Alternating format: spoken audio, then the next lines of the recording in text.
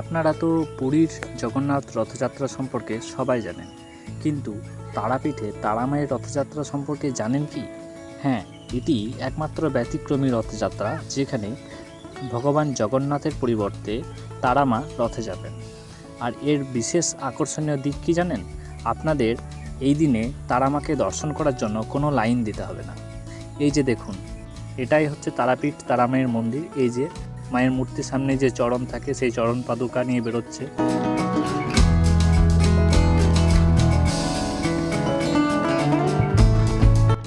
এবার মায়ের যে বিগ্রহ, সেই বিগ্রহ নিয়ে বেরোচ্ছে।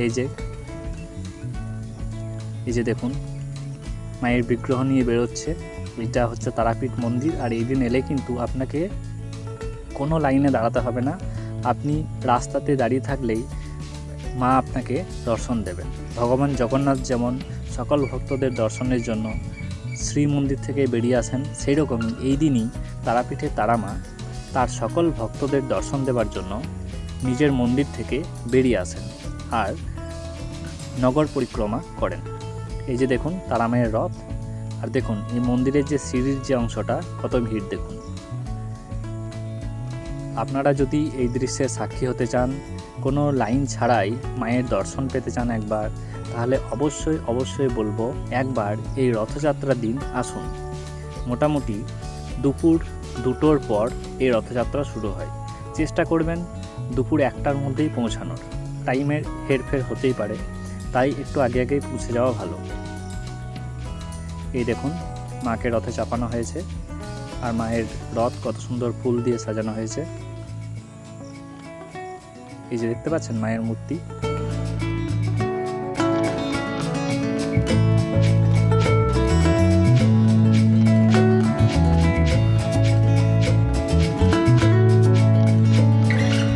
এই যে রথ বেরিয়ে গেল। মেন রোড থেকে যে মন্দির আসার যে গলি, সেই গলি দিয়ে রথ বেরোচ্ছে। এই যে তারামায়ের একটা ছোট্ট মূর্তি, সেটাও এখানে আছে। এই যে দেখুন ভিড় দেখুন কত।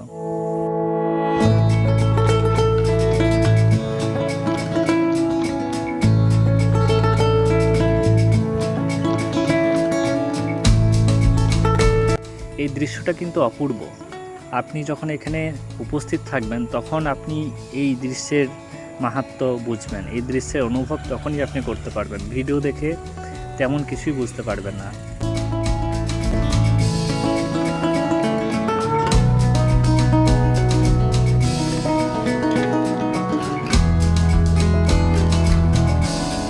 আর এই তারাপীঠের রথযাত্রা কিন্তু শুধুমাত্র ছোটোখাটো রথযাত্রা নয়। এখানে বিভিন্ন ধরনের, এই যে দেখছেন, বিভিন্ন ধরনের বাদ্যযন্ত্র নিয়ে এখানে বাজনা বাজে।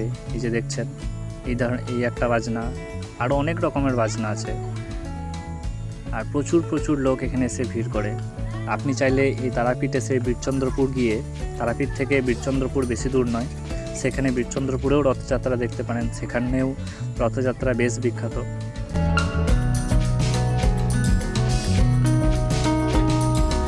এই যে দেখুন, যে তারাপীঠ তোরণের যে অংশটা, সেই অংশে এবার বেরোবে তারামা। আর এই মেন রোডে ভিড় দেখুন, লক্ষাধিক ভক্তের ভিড় এই দিনে।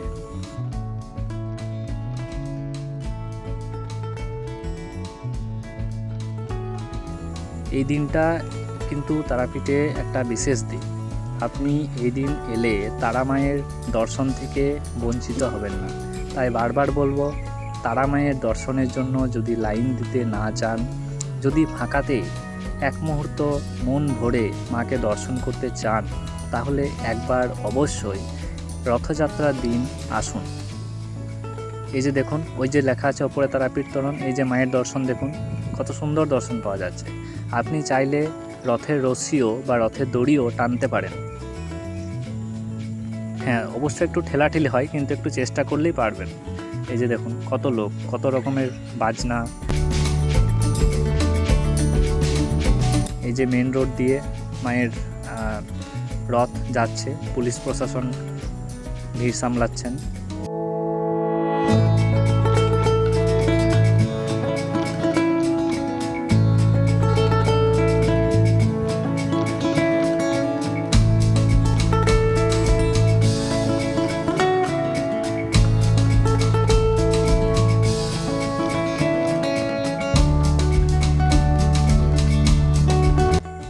2025-এ গিয়েছিলাম, 2024-এও গিয়েছিলাম। 2025-এর ভিডিওটি আমি এখন আপনাদের দেখাচ্ছি। এই 2026-এও যদি আমি যাই সেটিও দেখাবো আপনাদের যে কেমন কাটলো 2026-এর রথযাত্রা।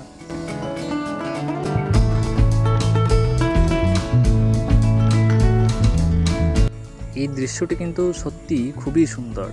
মা রথে চেপে হাসতে হাসতে আসছেন আর মা সবাইকে দর্শন দিচ্ছেন। একবার ভাবুন তো, যে মাকে দেখার জন্য লোকে ঘন্টার পর ঘন্টা লাইন নিয়ে দাঁড়িয়ে থাকেন, উপোস করে দাঁড়িয়ে থাকেন, সেই মাকে আপনি কোনো এক জায়গায় স্থিরভাবে দাঁড়িয়ে থেকে মন ভরে দেখতে পারেন। মা নিজে এসে আপনাকে দর্শন দেবে। অবাক করার বিষয় নয় কি এটা? দেখুন মায়ের কত সুন্দর দর্শন পাওয়া যাচ্ছে। দেখুন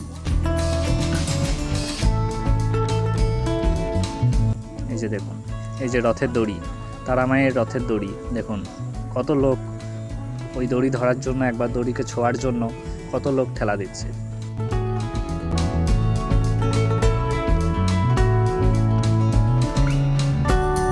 আর এই রথ কিন্তু কিছু দূর এসে তারপর আবার মায়ের যে দরজা থেকে বেরিয়েছিল তার উল্টো দিকে যে আরেকটি দরজা আছে, পূর্ব দিকের দরজা, যে দরজার নাম বশিষ্ঠ তোরণ, সেই দরজা দিয়ে আবার মন্দিরে ফিরে যায়।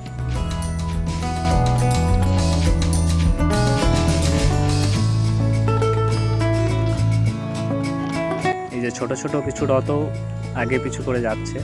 এই যে বশিষ্ঠ তোরণ দিয়ে আবার কিন্তু মা মন্দিরে ভেতরে প্রবেশ করবে।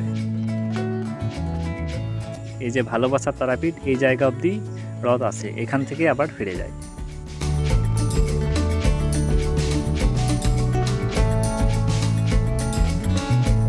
নগর পরিক্রমা হলে মা এবার এখানে মন্দিরে ফিরে আসবেন, আর তারপর আবার যেরকম ভক্তদের দর্শন দেওয়া হতো, পুজো, সেই সব কিছু আবার এই সন্ধ্যা থেকে শুরু হবে।